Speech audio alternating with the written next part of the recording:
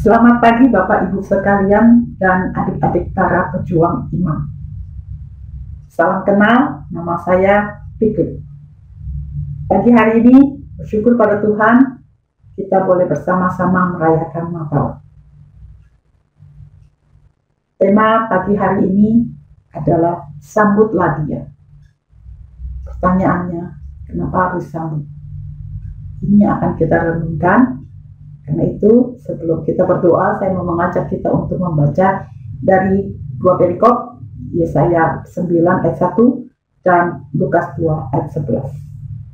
Yesaya 9 ayat 1 katakan, bangsa yang berjalan di dalam kegelapan telah melihat terang yang besar.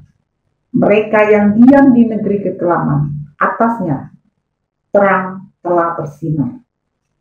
Dan Lukas 2 ayat 11 katakan, hari ini telah lahir bagimu Juru Selamat, yaitu Kristus Tuhan di kota Daud. Mari, sebelum merenungkan, kita berdoa. Ya Tuhan Allah Bapa yang di dalam surga, kami bersyukur pada pagi hari ini kami masih boleh merayakan Natal ya Tuhan. Meskipun ini perayaan yang di luar normal, perayaan dengan cara online ya Tuhan. Namun kami percaya, kami tetap bisa mendengar suara-Mu ya Tuhan. Hadirlah bersama-sama kami merayakan perayaan Natal pada pagi hari ini ya Tuhan. Dan kami berdoa ya Tuhan, kiranya Engkau membuka hati kami semua, membuka pikiran kami semua, dan bangunkanlah rohani kami, agar kami mengenal Engkau yang sebenarnya. Dan apa yang harus kami lakukan selanjutnya. Terima kasih ya Tuhan, di dalam nama Tuhan Yesus kami berdoa. Amin. Kenapa harus disambut? Yesaya pasal 9 yang tadi kita baca dikatakan, bangsa yang berjalan di dalam kegelapan telah melihat terang yang besar. Mereka yang diam di negeri kekelaman, atasnya terang telah bersinar. Berjalan di dalam kegelapan. Bangsa yang mana? Negeri mana yang kelam? Siapa itu? Yesaya hidup 700 tahun sebelum Masehi. Jadi ini merupakan janji yang Yesaya beritahukan 2720 tahun yang lalu kira-kira. Satu janji bahwa bangsa, orang-orang, umat manusia yang hidup di dalam kegelapan akan melihat terang yang besar. Kegelapan. Apa maksudnya? Kalau kita baca Alkitab, pasal 1, pasal 2, Allah menciptakan manusia dengan segala alam semesta. Maka pada pasal 3, iblis dalam wujud ular datang untuk membohongi manusia. Manusia dibohongin iblis, digoda, dirayu, akhirnya jatuh dalam dosa. Dan Alkitab memberitahukan kepada kita di dalam Kejadian pasal 3, manusia jatuh dalam dosa. Sejak saat itulah yang disebut dengan berjalan di dalam kegelapan. Sejak saat itulah umat manusia hidup di dalam kegelapan. Kegelapan dalam arti tidak bisa mengenal Tuhan dengan sesempurna seperti Kejadian pasal 1 dan Kejadian pasal 2. Tapi Yesaya mengatakan yang berjalan di dalam kegelapan telah melihat terang yang besar. Satu janji yang dinyatakan 2720 tahun yang lalu, artinya Tuhan Allah tidak rela manusia, umat manusia terus hidup di dalam kegelapan. Karena itu 2020 tahun yang lalu Allah sendiri datang ke dunia menjadi manusia inkarnasi. Allah sendiri yang datang ke dalam dunia menjadi manusia. Kenapa harus menjadi manusia? Supaya bisa berkomunikasi dengan bahasa manusia. Supaya komunikasinya mengerti. Karena Tuhan mau menuntun umat manusia kembali seperti kondisi pada Kejadian pasal 1 dan pasal 2. Dan kedatangan Tuhan, kedatangan Allah menjelma menjadi manusia, kita kenal, kita rayakan sebagai Natal. Itu belum tentu tanggalnya pasti 25 Desember. Tapi kita peringati itu sebagai hari Tuhan mengasihi manusia. Supaya apa? Supaya manusia kembali ke kondisi mula-mula. Inilah tujuan kedatangan Tuhan ke dalam dunia, menjadi manusia, memakai bahasa manusia, menuntun manusia supaya mengerti dan kembali ke kondisi manusia mula-mula seperti Kejadian pasal 1 dan pasal 2. Ketika Tuhan Yesus datang ke dunia, dia mati untuk menebus dosa. Yohanes 3:16 katakan, karena begitu besar kasih Allah akan dunia ini, sehingga dia mengaruniakan anaknya yang tunggal, supaya barang siapa yang percaya tidak binasa, melainkan beroleh hidup yang kekal. Ada hubungan kembali kepada Tuhan, kembali ke kondisi mula-mula manusia ciptaan Tuhan. Apakah sudah kembali? Mungkin untuk masa-masa awal, abad pertama, kedua, tiga, 4. Tapi ingat juga, iblis tidak pernah diam. Sama seperti ketika manusia mula-mula diciptakan, pasal 1 dan pasal 2. Segera datang pasal 3. Iblis datang untuk membohongi. Lalu, apakah setelah Tuhan Yesus mati di kayu salib, menebus dosa manusia, iblis pasrah, diam begitu saja? Tidak. Iblis tidak pernah diam. Dia setiap saat berusaha untuk membohongi lagi. Inilah yang pagi hari ini akan kita renungkan sebagai kado Natal 2020. Kita akan membongkar apakah ada kebohongan kembali. Sekarang mari kita lihat, apakah manusia sudah kembali? Apakah ada pembohongan oleh iblis?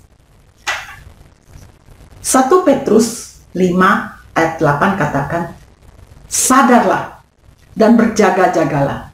Lawanmu si iblis berjalan berkeliling sama seperti singa yang mengaum-ngaum dan mencari orang yang dapat ditelannya. Iblis tidak akan pernah diam. Setiap saat iblis terus-menerus melakukan pembohongan supaya manusia jatuh. Apa yang dilakukan iblis di dalam Kejadian pasal 3 akan diulangi terus-menerus. Sekarang kita akan bongkar, kita akan lihat beberapa hal. Apakah ada pembohongan iblis di masa kini, di masa kita? Yang pertama, kita akan lihat dulu kondisi manusia ciptaan Tuhan yang mula-mula, yang versi Kejadian pasal 1 dan pasal 2. Ini sebagai pembanding, supaya kita tahu kita ini sudah kena bohong atau belum. Lalu kita akan lihat kondisi manusia pada saat ini, khususnya tahun 2020 ini. Lalu kita akan cross-check. Mari kita lihat kondisi manusia mula-mula ciptaan Tuhan versi Kejadian pasal 1 dan pasal 2. Alkitab memberitahukan kepada kita, manusia ciptaan Tuhan yang mula-mula itu, setelah Tuhan ciptakan, Tuhan katakan, sungguh amat baik. Hanya satu-satunya ini ketika manusia diciptakan, Tuhan Allah katakan, ini sungguh amat baik. Jadi manusia itu diciptakan versi Kejadian pasal 1, pasal 2, itu adalah makhluk yang spesial. Makhluk yang sempurna, makhluk yang menjadi kebanggaan Tuhan. Kenapa? Karena manusia diciptakan itu berdasarkan gambar dan rupa Allah. Kejadian, waktu penciptaan 2 kali dikatakan manusia diciptakan berdasarkan gambar dan rupa Allah. Dan yang menarik, Tuhan Allah ketika menciptakan manusia itu tidak ciptakan kebetulan atau tidak sengaja, tanpa tujuan, by accident. Tidak. Tuhan menciptakan manusia dengan planning. 6 hari pertama sebelum manusia diciptakan, itu adalah masa Tuhan mempersiapkan semuanya. Pada mulanya Allah menciptakan langit dan bumi. Lalu hari pertama, hari kedua, hari ketiga, hari keempat, hari kelima, hari keenam, bagian A. Setelah semua lengkap, baru Tuhan ciptakan manusia. Jadi semua itu diciptakan supaya untuk manusia. Betapa spesialnya manusia ciptaan Tuhan ini. Manusia dikatakan adalah makhluk yang menjadi kebanggaan Tuhan. Karena manusia diciptakan berdasarkan gambar dan rupa Allah. Maksudnya apa? Bahwa hanya manusia yang diciptakan itu memiliki kemampuan berkomunikasi dengan Tuhan Allah penciptanya. Manusia adalah makhluk rohani. Hanya manusia yang ketika diciptakan dihembuskan roh Allah ke dalam hidungnya sehingga menjadi makhluk rohani. Lalu manusia yang diciptakan berdasarkan gambar dan rupa Allah itu adalah manusia yang memiliki akal budi, bisa berpikir, memiliki kehendak, bukan robot. Dan manusia yang diciptakan berdasarkan gambar dan rupa Allah itu bisa bersosial, berkomunikasi, berbudaya. Dan manusia yang diciptakan untuk berkuasa, bukan untuk menjadi budak, bukan untuk menjadi alat ekonomi. Sekarang mari kita lihat kondisi manusia pada masa kini, khususnya tahun 2020 ini. Apakah manusia masih spesial? Tidak jatuh lagi dalam pembohongan iblis? Apakah manusia masih menjadi kebanggaan Tuhan? Apakah manusia sudah kembali kepada Tuhan? Saya mau tanya, apakah kita pernah mendengar kisah tentang pencakokan organ tubuh? Ketika seorang organ tubuhnya rusak, maka dia memerlukan donor. Kalau tidak, dia akan meninggal. Yang namanya donor, jika ada 2, maka dia bisa mendonorkan 1. Atau jika orangnya sudah meninggal, baru bisa donorkan dua-duanya. Contoh, bola mata atau ginjal ada 2. Ya, telinga juga ada 2 sih. Lalu, kalau dia mau jual organnya, karena dia miskin, dia hanya bisa jual organ yang 2. Mata atau ginjal ada 2. 1 dia jual, dia masih bisa hidup karena punya 1, dan orangnya dapat uang. Tapi sekarang, bagaimana jika yang diambil adalah jantung, karena jantung manusia hanya punya 1, atau liver, hati, liver juga hanya punya 1. Ya, kalau orangnya pas kecelakaan dan meninggal, jantungnya bisa buru-buru diambil, atau livernya buru-buru diambil. Tapi kalau orangnya masih hidup, apakah bisa diambil? Kalau diambil, itu namanya apa? Pembunuhan, bukan?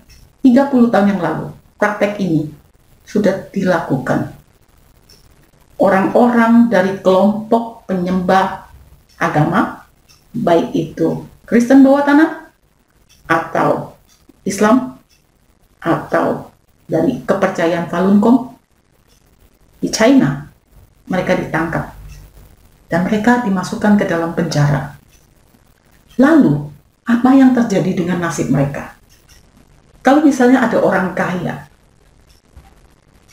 jantungnya rusak, atau livernya rusak, maka mereka biasanya minta ada donor. Dan donor ini harus tunggu lama sekali. Kenapa? Karena belum tentu cocok. Kalaupun cocok, orangnya belum meninggal. Jadi, kecocokan dan penantian orang meninggal itu tidak segampang itu, bisa tunggu sampai puluhan tahun.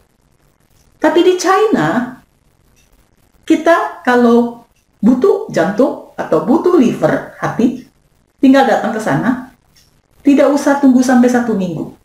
Sudah dapat jantungnya yang cocok, mirip dengan kondisi badan kita. Siapa yang diambil?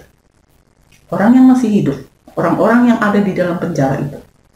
Begitu ada order datang, uang datang, maka mereka melihat kondisi kecocokan, lalu siapa yang cocok di dalam penjara itu dapat lotre. Besok dibawa ke rumah sakit dalam keadaan masih hidup, diambil jantungnya, diambil livernya, diambil organ tubuh yang lain. Ini sudah 30 tahun yang lalu. Lanjut, mari kita lihat. Manusia dikatakan makhluk rohani, adalah makhluk rohani yang bisa berkomunikasi dengan Tuhan. Tapi sekarang kita lihat, apakah ada pembohongan iblis melalui sains yang sepotong. Kita lihat ratusan tahun yang lalu, pelan-pelan, sedikit demi sedikit, pembohongan itu masuk. Seperti kalau kita mau merebus katak, kita langsung rebus air panas, masukkan kataknya, pasti kataknya tahu itu mau dijadikan katak rebus. Tapi kalau air dingin, ditaruh kataknya, dia berenang-berenang, pelan-pelan dipanaskan, maka katak itu tidak akan sadar dan akhirnya menjadi katak rebus. Begitu juga iblis membohongi melalui sains perlahan-lahan, sedikit demi sedikit. Ratusan tahun yang lalu sudah menyusup di dalam pengetahuan. Kita lihat hari ini 2020 ada lockdown sedunia. Hampir seluruh negara-negara di dunia turut taat. Kenapa? Pernahkah mereka bertanya, apakah mungkin ada sains yang keliru? Sains memperkenalkan satu teori namanya evolusi. Manusia asalnya dari kera. Dari kera manusia berasal. Dari sel yang sederhana, lalu sel itu jadi kompleks, lalu amfibi, naik ke darat, lama-lama akhirnya menjadi mamalia, lalu menjadi kera, monyet, lalu akhirnya menjadi manusia. Dan dikatakan nenek moyang manusia adalah dari kera. Itu kata sains. Apakah ada pembohongan? Sains yang sepotong, itulah pembohongannya. Bagaimana cara ujinya? Coba, kalau misalnya ada seseorang mengalami kecelakaan, lalu dia butuh donor darah. Dia butuh darah. Kebetulan tidak ada darah manusia. Ada banyak kera. Apakah bisa pakai darah kera untuk donor? Silakan coba. Ini sains tidak menceritakan lengkap.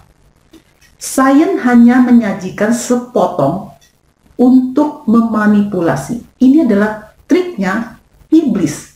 Sama seperti Kejadian pasal 3. Iblis membohongi. Pada masa kini pun, iblis membohongi lewat dunia sains, dunia pendidikan. Kita lihat lagi apa yang sains katakan. Sains katakan bumi kita itu bentuknya bulat seperti bola dan berputar. Dan putarannya itu 1.600 km per jam. Yang naik sepeda atau naik motor atau naik mobil pasti tahu kecepatan kilometer per jam. Kalau mobil mau aman 60. Di tol maksimal hanya 80 km per jam.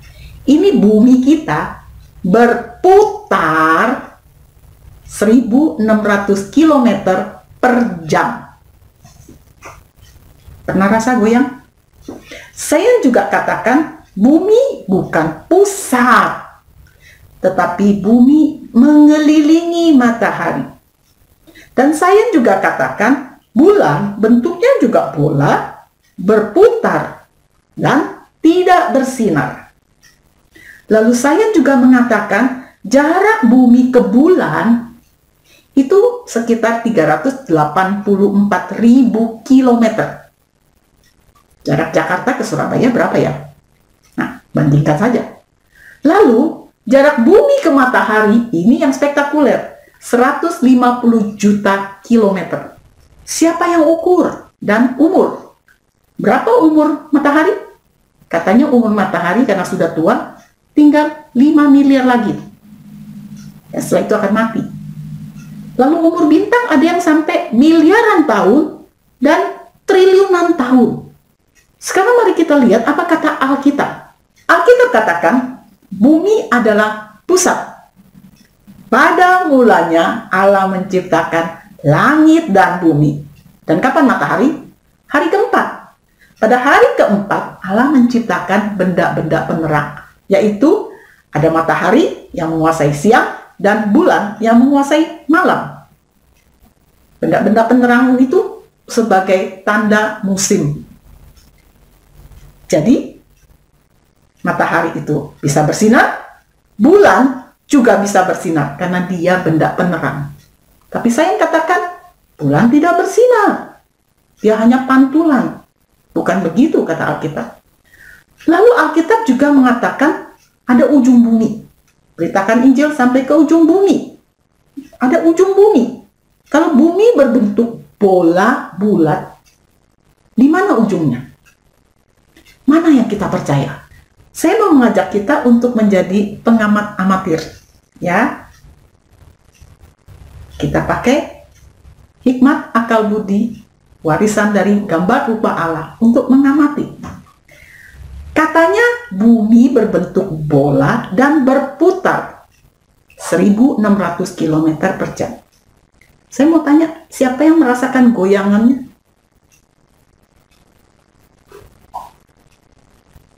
Mobil kalau jalan 200 km per jam, itu kaca spionnya saja sudah bisa goyang-goyang dan bisa copot. Ini bumi 1.600 km per jam. Kita tidak merasa ada goyangan sedikit pun. Amazing, bukan? Atau sainsnya ada masalah. Lalu, kalau bumi berputar, kenapa helikopter harus maju? Kalau bumi berputar, misalnya kita di Indonesia, mau ke Amerika, helikopter terbang ke atas saja, lalu ketika buminya berputar, kita turun saja. Tidak perlu maju, tek tek tek tek tek tek tek tek. Kenapa harus maju? Kan bumi berputar. Kita lihat lagi. Bumi berbentuk seperti bola bulat. Bumi kita paling banyak itu lautan. Bayangkan dengan keadaan bulat bola seperti itu. Kalau yang di atas, ya tidak tumpah. Manusia berdiri tidak jatuh. Tapi kalau yang di samping, di bawah, kenapa tidak jatuh? Itu air, kenapa tidak jatuh? Manusia kenapa tidak jatuh? Air itu jutaan ton. Beratnya nggak ketolongan, kok nggak jatuh? Dijawab, karena gravitasi bumi. Karena teori gravitasi. Apa itu gravitasi? Tidak ada yang tahu. Kalau betul ada gravitasi, oke, manusia tidak jatuh karena bumi punya gravitasi. Lalu air yang begitu banyak, laut, jutaan ton, beratnya tidak jatuh karena kekuatan gravitasi. Tapi permisi tanya, kenapa kupu-kupu bisa terbang? Kenapa burung bisa terbang? Kenapa balon gas bisa terbang? Kenapa kapas yang sedikit kita ambil, lalu kita tiup, dia bisa terbang? Apakah kekuatan gravitasi yang sanggup menarik air yang banyak dan berat itu tidak sanggup untuk menarik burung? Tidak sanggup untuk menarik kupu-kupu? Tidak sanggup untuk menarik balon gas? Apakah burung lebih kuat daripada gravitasi bumi? Kita adalah makhluk ciptaan Tuhan yang punya kreativitas, punya hikmat akal budi untuk berpikir? Silakan jawab sendiri. Saya hanya kasih petunjuk.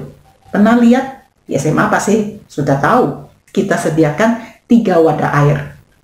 Lalu kita masukkan satu benda tenggelam, lalu kita masukkan benda lain mengapung, lalu kita masukkan benda lain lagi melayang. Kenapa bisa begitu? Dalam percobaan itu dikatakan ini kita belajar tentang berat jenis benda. Kalau airnya diganti udara, maka kita akan bisa menemukan kenapa kupu-kupu bisa terbang, kenapa balon gas bisa terbang, kenapa gajah tidak terbang. Kita diberitahu bulan juga bentuknya seperti bola, bulat, berputar. Bulat, bola, berputar. Pertanyaannya, kenapa selama ini kita hanya bisa melihat satu sisi bulan saja? Kalau dia bentuknya bulat, bola, berputar, pasti kalau kita perhatikan dengan seksama, satu saat akan lihat sisi lainnya satu lagi. Karena dia berputar. Tapi kenapa tidak? Dan kalau bulan itu jaraknya begitu jauh, 384.000 km, kalau kita pakai kamera yang lebih mahal, P900 mungkin, kita akan bisa melihat detail-detailnya bulan kelihatan lewat kamera kita. Manusia sudah sampai di bulan? Itu yang sains katakan. Mari saya mengajak kita untuk menjadi pengamat amatiran. Perhatikan siapa yang bilang kita sudah sampai di bulan. Foto, video. Pernah lihat foto manusia yang tiba di bulan? Pernah lihat di helmnya ada pantulan orang di seberang tidak pakai baju astronot? Pernah lihat di dalam helmnya ada gelembung-gelembung air? Pernah lihat bendera yang ditancap di bulan bisa berkibar? Kok ada angin di bulan? Orang pertama yang katanya menginjak kaki di bulan, Neil Armstrong. Mari kita lihat riwayat hidup Neil Armstrong. Neil Armstrong bukan hanya dia seorang astronot, tapi dia juga orang Kristen yang hatinya mau kembali ke Tuhan. Setelah dia naik ke bulan, lalu turun kembali ke bumi, ada konferensi, lalu dia cerita. Tapi heran, beberapa tahun kemudian dia mengundurkan diri. Dan seumur hidupnya dia tidak pernah mau lagi di interview ditanya tentang masa pendaratan dia di bulan. Kenapa? Setiap kali ditanya dia tidak mau. Bahkan ada yang bertanya, beranikah kamu sumpah di atas Alkitab kalau kamu pernah sampai ke bulan? Dia tidak mau. Neil Armstrong masih hidup. Kita tahu dari mana kalau itu sudah sampai di bulan? Dari foto-foto, dari video-video yang dikeluarkan oleh NASA. Studio Hollywood mungkin. Ya, kadang-kadang mereka itu saking arogannya suka membocorkan sedikit demi sedikit. Saya mau mengajak kita untuk menganalisa kata NASA. Mari kita lihat kata NASA di dalam bahasa Ibrani artinya apa. Kalau kita lihat kamus bahasa Ibrani, NASA itu artinya deceive, membohongi, menipu. Itu arti kata NASA. Jadi, lebih percaya sains atau lebih percaya Alkitab?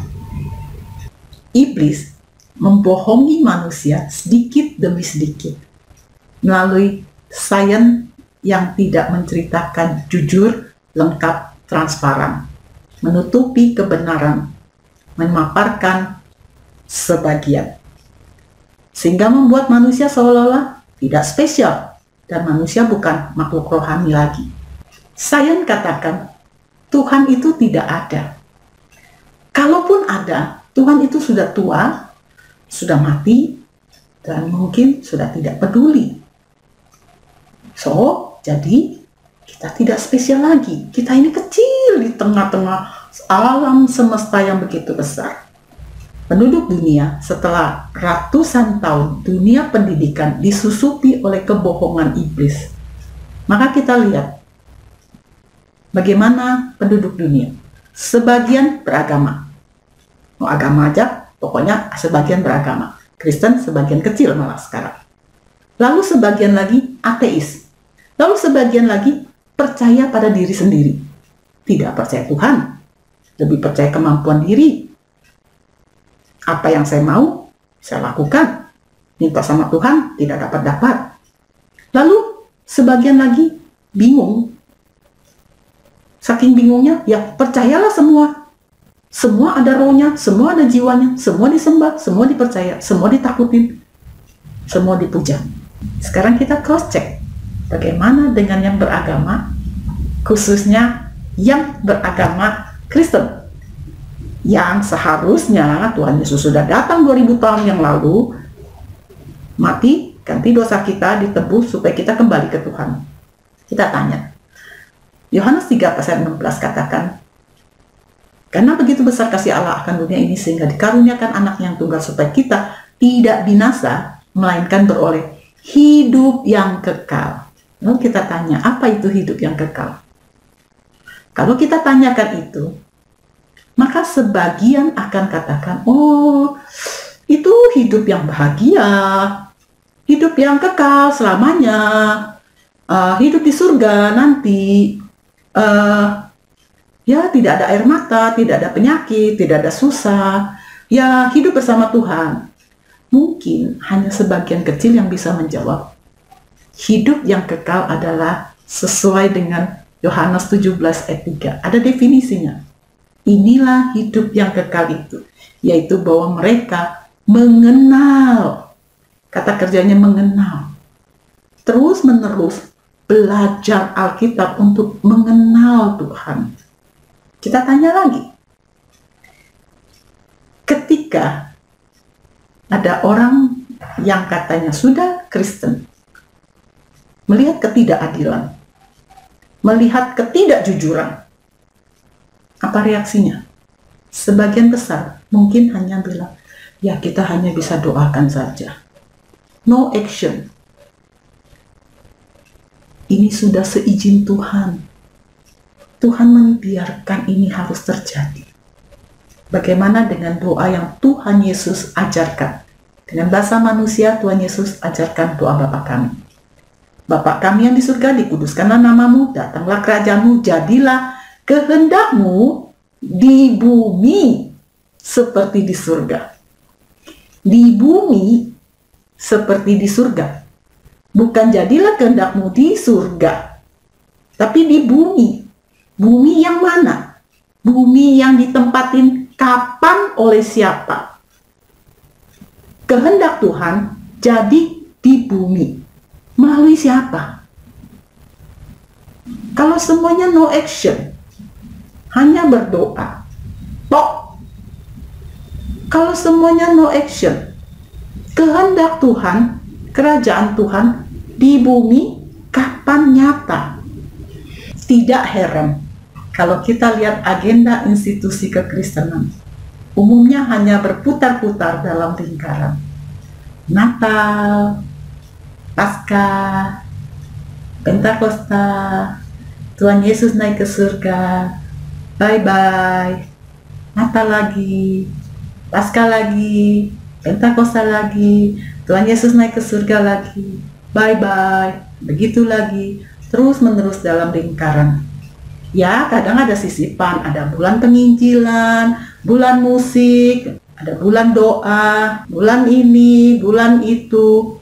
Tapi umumnya hanya berputar-putar dalam lingkaran. Ini bertumbuh atau bantet?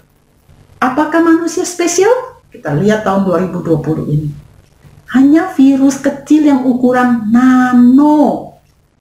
Sudah takut? Sudah ngeri. Disuruh stay at home, lockdown sedunia, hampir sedunia negara-negara. Taat, turut. Saya tidak bilang jaga kesehatan itu tidak penting ya. Jaga kesehatan itu penting. Cuci tangan, pakai masker, ganti pakaian, penting. jaga kesehatan itu penting. Tetapi hikmat akal budi yang kita dapat dari gambar dan rupa Allah juga penting untuk dipakai untuk menilai apakah iblis mendompleng di dalam sains yang sepotong itu. Apakah penelitian yang katanya berdasarkan sains sudah jujur, lengkap, transparan? Manusia dikatakan adalah makhluk rohani. Tapi kita lihat, kenyataannya banyakkan manusia seperti makhluk ekonomi. Bangun tidur, sekolah, kerja, tidur lagi, besok begitu lagi, berputar-putar untuk apa? Pernah tahu yang namanya perbudakan?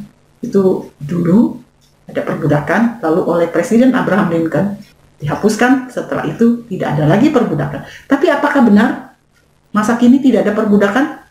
Organ tubuh kita lihat, pemaksaan, pengambilan paksa. Lalu human trafficking. Sampai sekarang, perbudakan menjadi budak seks. Manusia dijadikan budak untuk pekerja bangunan kasar dengan upah sedikit, kasih makan sedikit, masih terus terjadi. Di Korea Utara terutama. Ini bisa kita lihat dengan sangat jelas. Rakyatnya adalah makhluk ekonominya. Rakyatnya sengaja dimiskin-miskinkan. Dikasih makan, tidak boleh sampai kenyang. Dikasih makan, tetap dalam keadaan masih lapar. Supaya apa? Miskin mudah dikendalikan. Kalau orang lapar, disuruh apa aja. Oke, asal dapat makan. Manusia bukan lagi makhluk rohani, tapi makhluk ekonomi. Sengaja dimiskinkan. Sehingga susah cari makan, lalu hidupnya hanya berputar-putar untuk makan. Manusia bukan hanya hidup dari roti saja. Lalu ujungnya apa? Kita lihat Wahyu pasal 13. Ujungnya adalah pengendalian manusia secara total. Pengendalian manusia melalui alat teknologi yang dipasang ke dalam tubuh manusia. Sebagian mungkin di kening atau di lengan. Wahyu pasal 13, saya ada membuat video untuk menjelaskan siapa itu 666. Apakah kita perlu takut? Bagaimana dengan angka, dengan lengan yang dikasih tanda, di kening dikasih tanda? Benarkah akan ada kejadian seperti itu? Saya mau mengajak kita untuk melihat kota Beijing pada masa kini. Di kota Beijing, penduduk di sana 2 orang, 1 kamera pengintai CCTV. Di kota sana, teknologi 5G, 5G itu sudah berkembang, itu sudah dijalinkan. Di kota Beijing sana, Artificial Intelligence, AI, itu sudah lebih pintar dari manusia. Siapapun yang bergerak di jalan, langsung wajahnya dideteksi, langsung ketahuan siapa dia, berapa uangnya, hobinya apa, tinggalnya di mana, lengkap semua. Bahkan kita mau naik kendaraan, mau makan, mau apa, nggak usah bawa dompet pun, nggak usah keluarkan apapun, asal wajah kita sudah dikenalin, semua bisa. Ujung-ujungnya adalah pengendalian total. Bagaimana bisa mengendalikan manusia? Dimiskinkan dulu seperti Korea Utara. Miskinkan dulu, lalu semua akan bisa dikendalikan. Nah, supaya bisa dikendalikan, nanti dikasih pasang alat pengontrol di dalam tubuh kita. Sehingga manusia bisa dikendalikan. Tidak lagi memiliki kehendak. Apakah manusia masih spesial? Apakah manusia masih makhluk rohani? Apakah manusia masih seperti ciptaan idealnya Tuhan, Kejadian pasal 1 dan 2? Kalau kita lihat kondisi begini pada masa kini, sungguh menakutkan. Apakah Tuhan masih ada? Apakah Tuhan masih mengendalikan dunia? Mungkinkah kita kembali ke Tuhan? Jadi bagaimana? Hampir sedunia sudah hampir ditaklukkan. Jadi bagaimana? Berita gembiranya, Sambutlah dia, bangsa yang berjalan dalam kegelapan telah melihat terang yang besar. Masih ada pengharapan. Caranya, buang semua kebohongan iblis. Kembali kepada Tuhan Allah yang sebenarnya. Kita adalah makhluk rohani. Di dalam diri kita yang diciptakan berdasarkan gambar dan rupa Allah, masih ada konektivitas. Hanya konektivitas itu jangan dibuang, jangan diabaikan, jangan sampai diambil, ditelan oleh iblis.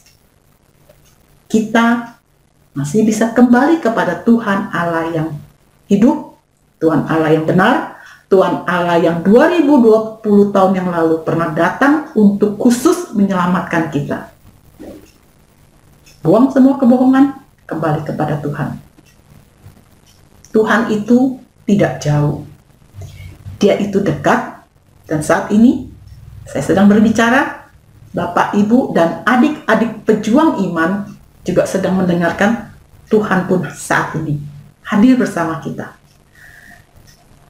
Kita lihat langit, kita bisa temukan Tuhan. Kita lihat alam semesta, kita bisa temukan Tuhan.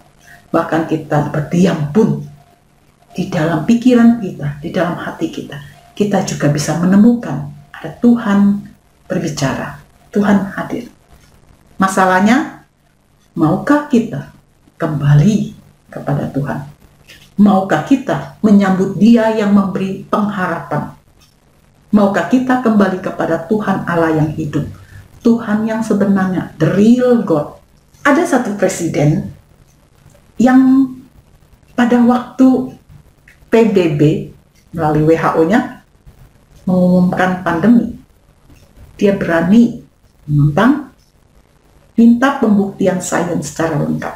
Dia tidak langsung percaya. Tapi media-media sains pemberita sepotong itu menceritakan tentang semua hal negatif tentang presiden ini. Padahal presiden ini setiap pagi kalau mau mulai bekerja, dia berdoa bersama stafnya. Dan presiden ini membuka kembali sekolah-sekolah umum di negaranya untuk belajar agama Kristen kembali, untuk boleh berdoa. Sebelumnya, presiden yang sebelumnya itu sudah menutup dan melarang sekolah-sekolah umum mengajarkan kekristenan, bahkan melarang berdoa. Tapi presiden ini, dia berani menentang. Terhadap presiden yang seperti begini, iblis pasti tidak senang.